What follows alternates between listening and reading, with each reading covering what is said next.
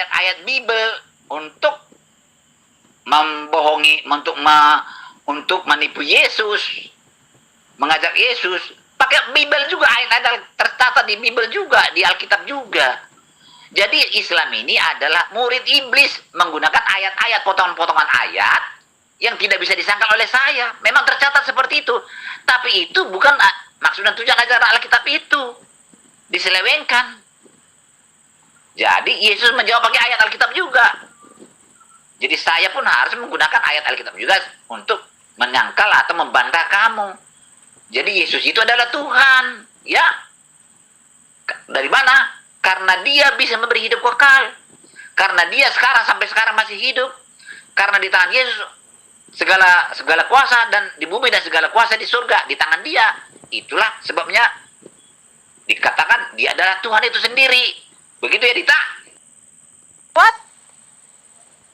Opung bilang apa? Yesus ditipu oleh iblis menggunakan ayat-ayat Bible. Memangnya pada saat Yesus hidup di dunia ini sudah ada Bible, Matius, Markus, Lukas, Yohanes?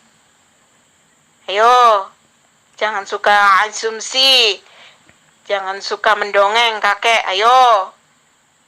Nah, hidup yang kekal itu ada pada Yohanes pasal 17 ayat 3 itu dibaca, kek. Nggak usah ngasumsi, ayo, harus pakai dalil, kek, kalau ngomong. Nah, di sini saya juga harus menjawab kakek dengan dalil dan ayat yang ada di Bible kakek. Kakek menyinggung-nyinggung tentang hidup yang kekal. Apa hidup yang kekal itu, kek? Dalam konsep kekristenan, hidup yang kekal itu diterjemahkan atau didefinisikan sebagai keselamatan atau masuk ke kerajaan Allah.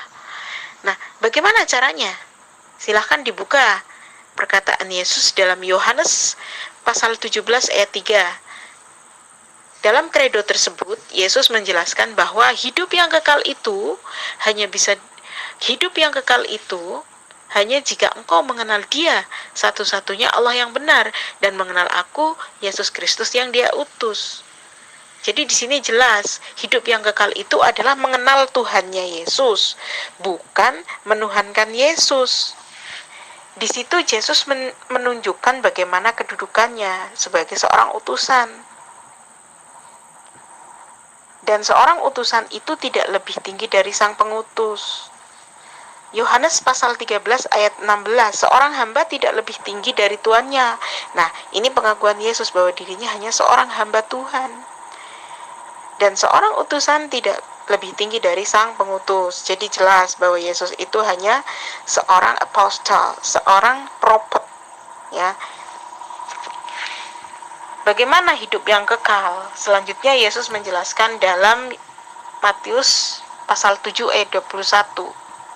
Bukan orang yang memanggilku Tuhan, Tuhan yang akan masuk kerajaan surga. Nah, ini jelas sekali ya. Bukan dengan menuhankan Yesus kalau orang itu ingin masuk kerajaan surga. Tapi bagaimana? Tetapi mereka yang mengikuti segala kehendak Bapa. Nah, jelas sekali harus mengikuti perintah Tuhan. Sebagaimana yang tercantum dalam Matius pasal 19 ayat 16 dan 17.